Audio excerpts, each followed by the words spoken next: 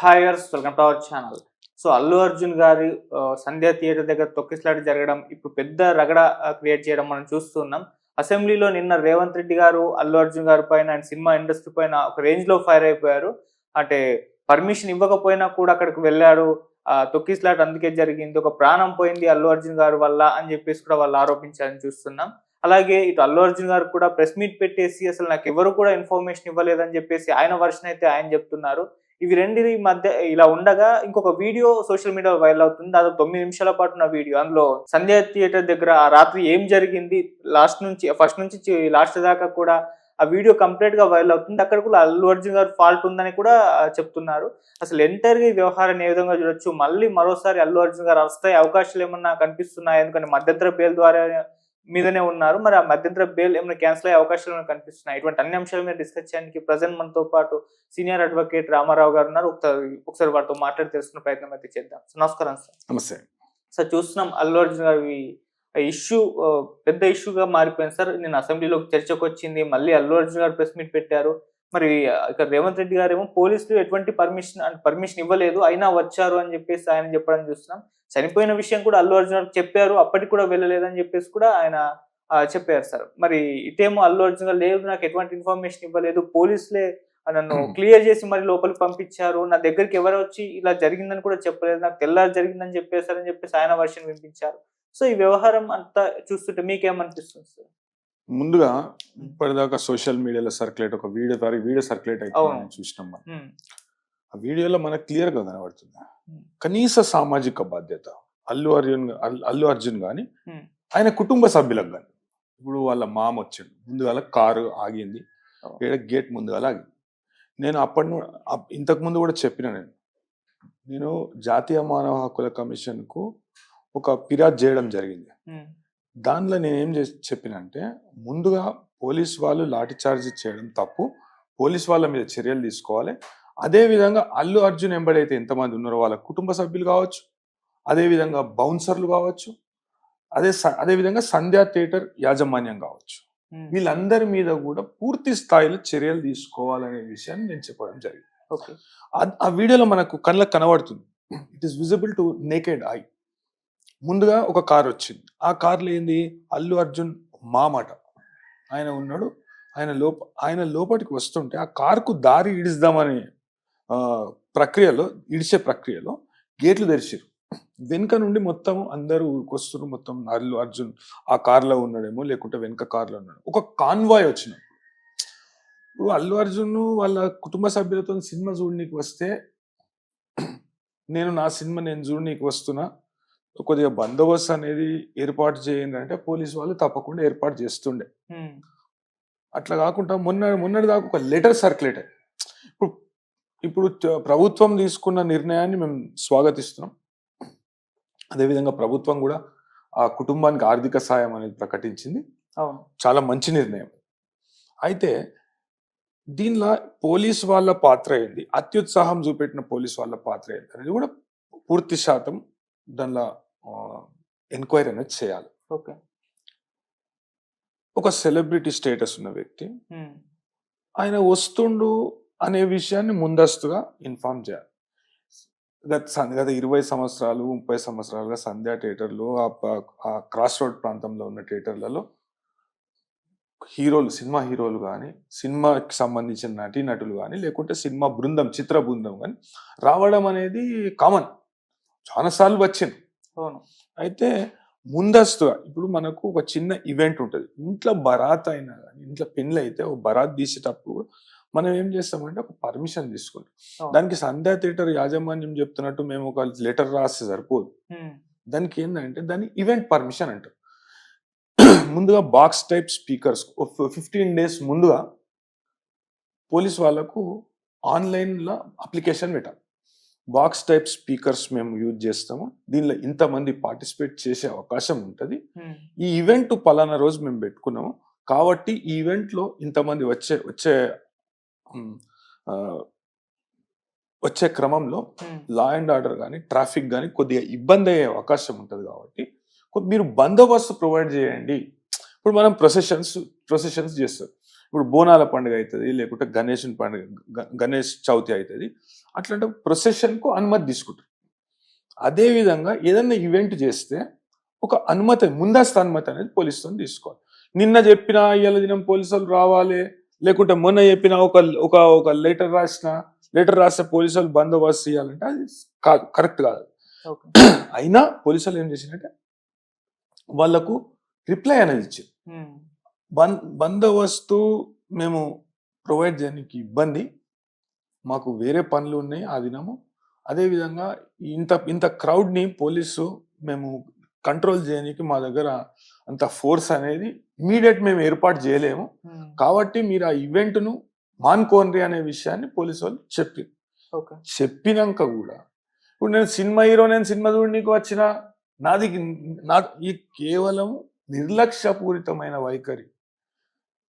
ఇంకొకటి ఏంటంటే నాకు పైసలే మొత్తం అదే పరమావధి అన్నట్టు, నేను పైసలు పెట్టినా 100 కోట్లు రావాలి, 1000 కోట్లు రావాలి, 2000 కోట్లు రావాలి. ఇప్పుడు అదేమన్నా కళాఖండమా? దానికి ఎందుకు బెనిఫిట్ షో పెట్టుకొని? బెనిఫిట్ షో అంటే ఏంది? ఒక గరీబోనికో, లేకుంటే ఒక దివ్యాంగులకో, లేకుంటే ఇబ్బందికరమైన పరిస్థితిలో ఉన్న వాళ్ళకు కొద్దిగా ఆర్థిక సాయం చేద్దాము, ఆ బెనిఫిట్ షో ద్వారా వచ్చిన పైసలతో కొద్దిగా ఆర్థిక సాయం చేద్దాం అని చెప్పేసి ఒక బెనిఫిట్ షో అనేది పెడతారు. ఏదైనా కళారూపం, లేకుంటే ఒక డాన్స్ ప్రోగ్రామో, కాన్సర్టో ఏదో ఒకటి పెట్టి దాని ద్వారా వచ్చిన పైసలను రెవెన్యూలో కొంత శాతం బెనిఫిట్కు, అంటే నార్మల్ పరిస్థితులలో ఇచ్చే పరిమితి కంటే ఎక్కువసేపు అనుమతి ఇవ్వడం, కొన్ని స్పెషల్ కన్సెషన్స్ అనేటివి ఇవ్వడం బెనిఫిట్ షోకి ఇస్తుంటారు. అయితే దీనికి ఈ బెనిఫిట్ షో అనుమతి ఇవ్వడం ప్రాథమికంగా ఇప్పుడు ఎటువంటి సినిమాలకి ఇవ్వాలి బెనిఫిట్ షో అంటే, దానిలో ఇప్పుడు ఒక డైరెక్షన్లో ఒక మాస్టరీ. ఇప్పుడు స్టీవెన్ స్పీల్బర్గ్ తీసిన సినిమాలు ఉన్నాయి, లేకుంటే మన దగ్గర పెద్ద పెద్ద డైరెక్టర్లు, ఫేమస్ డైరెక్టర్లు తీసిన సినిమా, సమాజానికి ఒక మెసేజ్ ఇచ్చే సినిమాలు ఉంటే అసొంటి అవిటికి అరే ప్రజలందరూ చూస్తారు, అదే విధంగా ఒక సెక్షన్ ఆఫ్ పీపుల్కి బెనిఫిట్ అనేది అవుతుంది. కాబట్టి దానికి మనం నిరవధికంగా కానీ, లేకుంటే ఒక ప్రత్యేక అనుమతి అనేది ఇవ్వడం జరుగుతుంది. దీనిలో ఏంటంటే కేవలం ఆయన పైసలు పెట్టారు అంటే, ఆ చిత్ర బృందము, లేకుంటే నిర్మాత, లేకుంటే దర్శకుడు, వీచకుడు వాళ్ళందరూ ఉంటారు, వాళ్ళు పైసలు పెట్టారు, ఆ పైసలకు 10 ఇంతలు రిటర్న్ వస్తున్నాయి. ఏమున్నదండి దానిలో? సమాజానికి పనికొచ్చే ఒక్క అంశం అని ఉన్నదా? స్మగ్లింగ్ చేయాలి, దొంగతనాలు చేయాలి, సంపాలి, పోలీసు వాళ్ళ మీద గవ్వ చూపెట్టేది అడు పోలీసులతో. అంటే కథానాయకుడు అనేటోడు నిజ జీవితంలో ఒక దారుణమైన క్రిమినల్. ఆ క్రిమినల్ పోలీస్ మీద ఎట్లా పగ తీర్చుకుంటాడు, అంటే పోలీస్ వ్యవస్థ అతనికి ఇనకుంటే పోలీస్ వ్యవస్థలో ఉన్న అధికారులను మారుస్తాడు, అదేవిధంగా సీఎంను కూడా మారుస్తాడు. ఫోటో దిగకుంటే నాకు వాళ్ళు చెప్తుంటే ఇట్లని దీనిలో ఇంట్లో కూడా పిల్లలు సినిమాకు పోదాం, ఇది పోదాం అంటే వద్దు బిడ్డ, అట్లాంటి సినిమాలు చూడొద్దని అని కూడా చెప్పాడు. అదే పోలీస్ వ్యవస్థలో ఉన్న పెద్ద పెద్ద ఆఫీసర్లను మారుస్తాడట కథానాయకుడు నిజ జీవితంలో ఒక పెద్ద విలన్, ఒక స్మగ్లర్. అయితే దానిలో సమాజానికి పనికొచ్చే అంశం ఏముందో నాకైతే ఏం కనరాలేదు. అయితే ఇక సమాజానికి సంబంధించిన విషయం అది పక్కకు పెడితే, ప్రాథమికంగా అల్లు అర్జున్ మీద 2 సెక్షన్లు, పెద్ద సెక్షన్లు అనేది కేసు నమోదైంది. ఒకటి 105, ఒకటి 119. అయితే కోర్టు సాంకేతిక అంశాల మీదనే ఆయన వేసిన పిటిషన్ను పరిగణలోకి తీసుకొని ఈ సెక్షన్స్ అనేటివి పూర్తిగా ఇతనుకు వర్తించవు కాబట్టి ఈయనకు మధ్యంతర బెయిల్ ఇస్తున్నా అనే విషయాన్ని కోర్టు చెప్పింది. మధ్యంతర బెయిల్ ఇచ్చింది 1 నెల. అయితే ఆ బెయిల్ ఇచ్చినంత మాత్రాన ఆ కేసు కొట్టేసినట్టు కాదు, ఆ కేసు ఈయనకు పూర్తిగా వర్తించదు అనేది కాదు. నేరపూరిత ఉద్దేశం లేదు. ఇప్పుడు ఆ మృతి చెందిన వ్యక్తికి, ఈ నేరం మోపబడిన వ్యక్తికి, అదే అల్లు అర్జున్కి ఎటువంటి సంబంధం అనేది లేదు. జీవితంలో ఒక్కసారి కూడా ఇద్దరు వ్యక్తిగతంగా కలుసుకోలేదు. ఆమె మీద ఈయనకు ఎటువంటి పగ ఉండదు, అదే విధంగా ఆమెకు కూడా ఈయన మీద ఎటువంటి పగ ఉండదు. ఆ అంశాలను పరిగణలోకి తీసుకొని, ఇప్పుడు కుట్ర ఏముంటది, కుట్ర కోణం ఏముంటది, ఏముండదు. అదేవిధంగా ఈమెకు హాని తలపెట్టాలనే ఇష్యూ ఆడ రాదు. ఓకే. అల్లు అర్జున్ ఎప్పుడు కూడా అనుకోడు ఈ పలానా వ్యక్తికి అంత 5,000 మందిలో 10,000 మందిలో ఒక వ్యక్తికి నేను హాని తలపెడతాను, లేకుంటే నేను ఆడికి వస్తే ఆమె చనిపోతుందని అల్లు అర్జున్ కి ముందుగానే కలవడలే. అదే విధంగా ఆమె కూడా అనుకోలే ఈ తొక్కిసలాటలో నాకు నా పానం పోతుంది, లేకుంటే నా బిడ్డకు నా కొడుకుకి ఇంత ఇబ్బంది అవుతుంది, లేకుంటే ఆ తొక్కిసలాటలో అందరు తొక్కుతారు నా కొడుకుని, ఆ తొక్కుట్లో గాయపడతాడు, తీవ్రంగా గాయపడతాడు ఆమె కూడా అనుకోలే, వాళ్ళ కుటుంబ సభ్యులు కూడా అనుకోలే. కాకుంటే ఎంత నిర్లక్ష్యం అంటే ముందుగా ఒక కార్, ఆ వీడియోలో మనం చూస్తాం, క్లియర్ గా చూస్తాం. ముందుగా ఒక కార్ వచ్చి వెనుక నుండి మొత్తం పోలీస్ వాళ్ళు ఒక 4-5 కానిస్టేబుల్ ఆడ నిలబడి వాళ్ళ శక్తి మేరకు ప్రయత్నం చేస్తారు క్రౌడ్ ని ఆపుదామని చెప్పేసి. అయితే ఈ విషయాన్ని ముందస్తుగానే గుర్తించిన పోలీస్ డిపార్ట్మెంట్ అల్లు అర్జున్ ని ఆడికి రానియకుంటే ఈ దుర్ఘటన కాకపోతుంది. ఇంటెలిజెన్స్ వ్యవస్థ అనేది ఫెయిల్యూరా అని నేను అడుగుతున్నా. వాళ్ళకు ప్రతిపక్ష నాయకులు వాళ్ళ ఇంట్లల్లా నిరసన తెలిపితే కూడా అరెస్టు చేసేంత సమాచారం వాళ్ళకు ముందస్తుగానే తెలుస్తుంది పోలీస్ వాళ్ళకు. ఎంతో మంది ప్రతిపక్ష నాయకులను అరెస్టు చేసిండ్రు, అదే విధంగా ఎంతో మంది నిరసనకారులను అరెస్టు చేసిండ్రు. మొన్న ఆశా వర్కర్ల విషయంలో చూస్తాం, ఆశా వర్కర్ల విషయంలో కూడా నేను జాతీయ మానవ హక్కుల కమిషన్ ఫిర్యాదు చేయడం జరిగింది. తీవ్ర స్థాయిలో మండిపడ్డది జాతీయ మానవ హక్కుల కమిషన్. అదే విధంగా ఇప్పుడు మనం గురుకుల పాఠశాల విషయంలో చూస్తున్నాము, ఎంతో మంది పిల్లలు చనిపోతున్నారు. ఎంత దారుణం అంటే ఒక పిల్లనైతే 11 సార్లు ఎలుకలు గరిచినాయట, 11 సార్లు ఎలుకలు గరిచినాయట. అయితే అసొంటి విషయాల మీద దృష్టి పెట్టకుండా ఇది అనవసరమైన చర్చ. అల్లు అర్జున్ ఇట్లా చేసిండా, అట్లా చేసిండా, ఇది చేసిండా, అది చేసిండా అని చట్టం ఉన్న ప్రాథమికంగా ఉన్న సెక్షన్లు కానీ ఏవి కానీ ఏం చెప్తున్నాయో చూసి ఎంత తీవ్రమైనదైతే అంత తీవ్రమైన శిక్ష, లేకుంటే ప్రాసిక్యూషన్ కూడా అదే విధంగా ప్రభుత్వం చేయాలని నేను కోరుకుంటున్నాను. ఇది నిర్లక్ష్యపూరితమైన వైఖరి. ముందుగా ఫస్ట్ కార్ వచ్చింది, అలా మామన్ వైవలు దిగిండు, అప్పటికి క్రౌడ్ వస్తుంది, ఇడిచిపెట్టి గేట్లు. నెక్స్ట్ ఇంకా అలా ఫ్యామిలీ మెంబర్స్ వచ్చిన ఒక కార్లో ఏమో అల్లు అర్జున్ కూర్చుండు. లోపలికి వచ్చినాక ఆ క్రౌడ్ ని నియంత్రణ చేయడంలో పోలీస్ డిపార్ట్మెంట్ పూర్తి స్థాయిలో విఫలమైంది. ఇది కేవలము సంధ్యా థియేటర్ యాజమాన్యం మాత్రమే దీనిలో తప్పు అని మనం చెప్పలేము. అందరూ బాధ్యత తీసుకోవాలి. ఈ నిర్లక్ష్యపూరిత ధోరణి ఇవ్వాలన్నా కానీ ఇప్పుడు ఆడికెళ్ళి వస్తుండు, ముందట రోడ్డు మీద ఉన్న క్రౌడ్ ని డిస్పర్స్ చేసే, ఇప్పుడు మీరు ఆశా వర్కర్లను వాళ్ళు శాంతియుతంగా నిరసన తెలుపుతుంటే కొట్టి బగాంచిండ్రు వాళ్ళు ఒక్కొక్కరు. అయితే అల్లు అర్జున్ రాకముందు అదే విధంగా ఆడ మొత్తం క్రౌడ్ జమ అయినప్పుడు పోలీసు వాళ్ళు ఏం చేస్తుండ్రు, వచ్చినాక గేట్లు ఇప్పి, ఆ విజువల్ క్లియర్ కనబడుతుంది, గేట్లు ఇప్పినాక అవతల నుండి వచ్చే వాళ్ళ మీద పోలీసు వాళ్ళు లాఠీ చార్జ్ చేస్తారు, వీళ్ళని ఇడిచిపెడుతురు. ఇప్పుడు నీకు బాధ్యత లేకుండా నువ్వు వచ్చి క్రౌడ్లో నన్ను బందోబస్తు ఏర్పాటు చేయి, ఇది ఏర్పాటు చేయి, అది ఏర్పాటు చేయంటే పోలీస్ వ్యవస్థ ఎందుకు ఏర్పాటు చేస్తుంది? పోలీసు వాళ్ళకి జీతాలు ఎవరు ఇస్తున్నారు? అల్లు అర్జున్ ఇస్తుండా, లేకుంటే ప్రజల సొమ్ము నుండి ఇస్తుర్రా? ప్రజాధనమే పోలీసు వాళ్ళకి జీతం రూపంలో అందుతుంది. అల్లు అర్జున్ ఇస్తలేడు. పోలీస్ వాళ్ళు ఎట్లా, కొంతమంది పోలీస్ వాళ్ళు అయితే ఎట్లా ప్రవర్తించారు అంటే అల్లు అర్జున్ కి వ్యక్తిగత భద్రతా సిబ్బంది లేక వ్యవహరించారు. ఫస్ట్ ఫ్లోర్ లో కూర్చుంటారండి పోలీసు వాళ్ళు. ఆ విజువల్ క్లియర్ కనబడుతుంది. ఉల్టా వచ్చేటోళ్ళ మీద లాఠీ చార్జ్ చేస్తున్నారు. గేట్లు బంద్ చేయ చేత కాదు మీకు? అంటే గేట్ బంద్ చేస్తుంటే ఏమైతుండే, రాలేకపోతుండే క్రౌడ్. మాతో కాదే పో, ఎందుకు వచ్చినావు పో, నువ్వు ఏమన్నా ఎట్లా పోయివాడు అని ఇచ్చిపెట్టేది ఉండే. నువ్వు అతనికి భద్రత ఇచ్చే క్రమంలో ఆడ తొక్కిసలాట అయింది, లాఠీ చార్జ్ చేస్తారు, ప్రజల మీద లాఠీ చార్జ్ చేస్తారు. మీరు ఉంటే అతను రానియకుండా నియంత్రణ చేసేది ఉండే. మీరు శాంతియుతంగా నిరసన తెలుపుతున్న వ్యక్తులను మీరు కొట్టి పోలీస్ స్టేషన్లలో పెట్టి అరెస్టు చేసి జ్యూరిడిక్షన్ కానీ పోలీస్ స్టేషన్లలో ఎక్కడికెక్కడికో తీసుకుపోయి వాళ్ళని డిస్పర్స్ చేస్తారు. ఈ ఈ క్రౌడ్ ని మీరు కంట్రోల్ చేయ చేత కాదు. అదే విధంగా నువ్వు వస్తున్నప్పుడు ఒక కారు వచ్చింది, బంద్ చేయ చేత కాదు మీకు. మీ మీద పడ్డరా, వాళ్ళ మీద బుక్ చేయి, మీ మీద పడ్డోళ్ళ మీద బుక్ చేయి. నువ్వు లోపట ఇప్పుడు లోపల పటాకులు కాల్చిరు, ఆడ కొన్ని కొన్ని విజువల్ అయితే పటాకులు కాల్చేది కనబడుతుంది. ఎంత పెద్ద ప్రమాదం అవుతుండే, ఎంతమంది చచ్చిపోతుండే. కనీస బాధ్యత అది.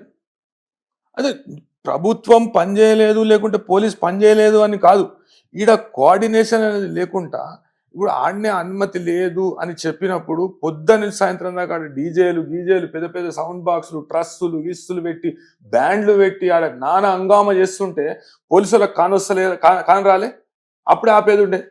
చల్ ఇవన్నీ బంద్ చేయండి.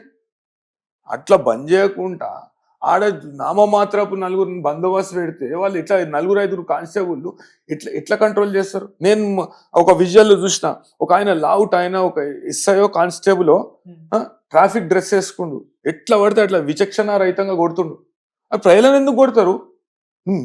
మీరు ఫెయిల్ అయ్యి మీరు అతన్ని నియంత్రించలేకుండా సినిమా చూడనీకి వస్తాడండి. సినిమా చూడనీకి వస్తే నీకు నీ వ్యక్తిగతంగా నిన్ను రక్షించుకోనికి 50-60 మంది బౌన్సర్లను పెట్టుకుంటావు.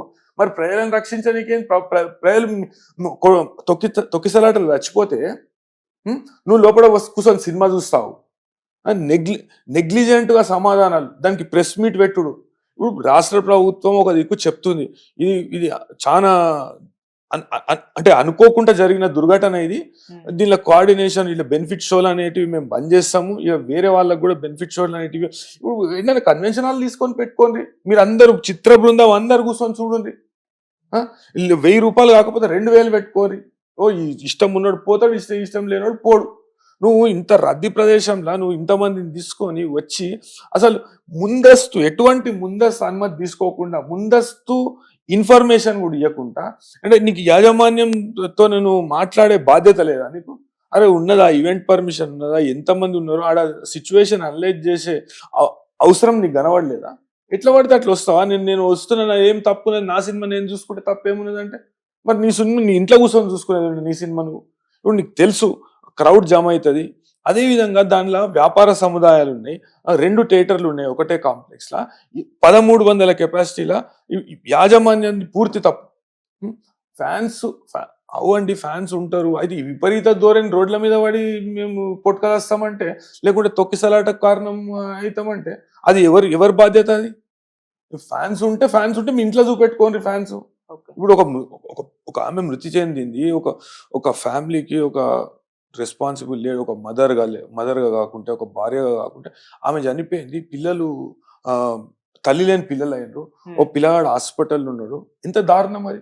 వాళ్ళ తప్పు ఏమున్నది? వాళ్ళు టికెట్ కొనుక్కురు, అల్లు అర్జున్ అయితే చూడనికి రాలే, వాళ్ళు ఏంటి బెనిఫిట్ షో చూద్దామని వచ్చారు. ఆ పిల్లాడు జిద్దు పట్టినట, ఆ పిల్లానికి ఆ క్యారెక్టర్లో లీనం అయిపోతాడట ఆ పిల్లానికి అల్లు అర్జున్ అంటే ఇష్టం అట. సినిమా గోదాం డాడీ జిద్దు చేస్తే దిల్సుఖ్ నగర్ నుంచి వచ్చినప్పుడు వాళ్ళు సినిమా చూడనికి వచ్చింది, అల్లు అర్జున్ చూడనికి రాలే. ఎటువంటి ముందస్తు సమాచారం ఇవ్వకుండా పోలీసు వాళ్ళు వద్దంటే నువ్వు వెళ్ళిపోయేది ఉండే. ఆ ఈవెంట్ అనేది మీరు రద్దు చేసుకునేది ఉండే. నీకు ఎందుకు అంత జిద్దు? నువ్వు కోర్టులో మాత్రం సాంకేతిక అంశాలు చెప్తావు. నాకు ఇది వర్తించదు, గది వర్తించదు, ఇది వర్తించదు అంటే అవు మరి వర్తించవచ్చు, వర్తించకపోవచ్చు, అది కోర్టు పరిధిలో ఉంది, అది కోర్టు డిసైడ్ చేస్తుంది. అయితే నేను ఒక అడ్వకేట్గా ఏం చెప్తానంటే, ఆ పెట్టిన సెక్షన్లు అతనికి వర్తించవు కాబట్టి కోర్టు సాంకేతిక కారణాల వల్ల ఆయనకు ముందస్తు బెయిల్ అంటే మధ్యంతర బెయిల్ అనేది ఇవ్వడం జరిగింది. అయితే నీకు సామాజిక బాధ్యత అనేది ఉండాలి కదా, నీ ఆత్మసాక్షి ఒప్పుకోవాలి కదా. నువ్వు ప్రతిదీ పైసలేనా? నేను 25 లక్షలు ఇస్తుంటే 25 లక్షలు కానీ పోలీసు వాళ్ళు వద్దన్నారు, నేను పోవద్దన్నారు, ఇది పోవద్దన్నారు, ఎవరు వద్దన్నారు, 2 రోజులు వద్దన్నారా? నువ్వు ఒక ప్రెస్ మీట్ పెట్టేది ఉండే, నువ్వు సక్సెస్ మీట్లో పాల్గొంటావు. మృతి చెందితే నీకు బట్టి లేదు. అదే రోజు పెట్టేది ఉండే, చాలా బాధాకరమైన విషయం. ఈయనకి పొద్దుగాల తెలిసిందట. పొద్దుగాల వరకు ఏం చేస్తుండు? లోపల కూర్చొని సినిమా చూస్తుండా. మరి ఏడికెళ్ళిపోయిండు, బయటికి ఏడికెళ్ళిపోయిండు ఆయన? ఆ విషయాలన్నీ లోతులో పోయి పరిశోధన చేయాలి, నేర పరిశోధన చేయాలి, దర్యాప్తు చేయాలి, దాని మీద ఎంక్వైరీ చేయాలి. అదేవిధంగా దీనిలో దీనికి సంబంధించిన వ్యక్తులు, దీనికి బాధ్యులైన ప్రతి వ్యక్తిని అది పోలీస్ కావచ్చు, లేకుంటే సంధ్య థియేటర్ యాజమాన్యం కావచ్చు, ఫ్యాన్స్ కావచ్చు, బౌన్సర్లు కావచ్చు. బౌన్సర్లు ఏంటంటే బౌన్సర్ ఇప్పుడు వ్యక్తిగత భద్రత దృష్టిలో పెట్టుకొని ఎవరి మీద పడకుండా ఓ బౌన్సర్ అనేది ఏర్పాటు చేసుకోండి. ఓ 50-60 మందిని పెట్టి అదే సినిమాలో చూపెట్టినట్టు సినిమాలో సినిమాలో చూపెట్టినట్టు ఈడో 50 మంది ఆడో 50 మంది పెట్టుకొని వాళ్ళు నూకుడు మీకు ఆ విజన్ క్లియర్ గా కనబడుతుంది. బౌన్సర్లు కూడా కొడుతున్నారు, నూకేస్తున్నారు. వాళ్ళు ఎటు పోతారు public? First of all crowd అనేది